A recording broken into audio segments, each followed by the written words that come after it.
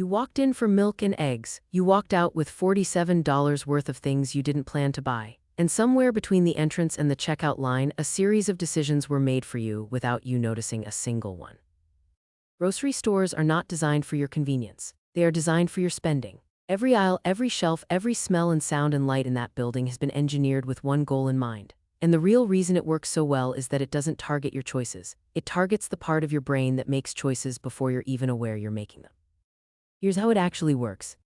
You never enter through the right side of a grocery store. Almost every major chain in the United States places its entrance on the right and routes you counterclockwise through the store. This isn't an accident. Research by retail consultant Paco Underhill, published in his landmark study of consumer behavior, found that people naturally drift to the right when they enter a space. Stores route you against that instinct counterclockwise because it slows you down. The longer you spend in the store, the more you spend. Every extra minute of browsing correlates directly with additional purchases. The fresh produce section greets you first, not because it's convenient. It isn't. Produce is fragile and should logically be the last thing you pick up.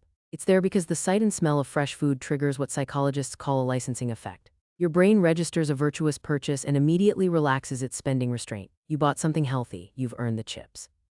Milk is at the back, always. In nearly every major grocery chain in America, the most commonly purchased staple items, milk, eggs, bread, butter, are placed at the farthest possible point from the entrance. You have to walk past everything else to reach them. This is deliberate. Every item on every shelf you pass is a decision your prefrontal cortex has to make. And decision fatigue is real. The more small choices you make, the weaker your resistance to unplanned purchases become.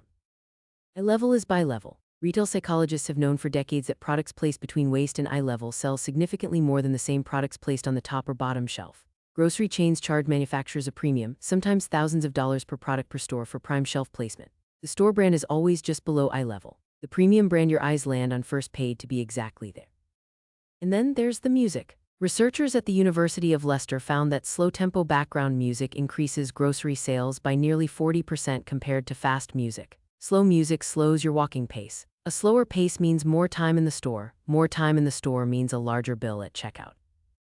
None of this feels like manipulation because none of it announces itself. It works precisely because it operates below your awareness, nudging your pace, priming your mood, exhausting your willpower before you reach the things you actually came for. So the next time you walk in for milk and eggs and walk out with $47 of things you didn't plan to buy, you weren't distracted. You were guided. The store knew exactly where you were going before you took a single step.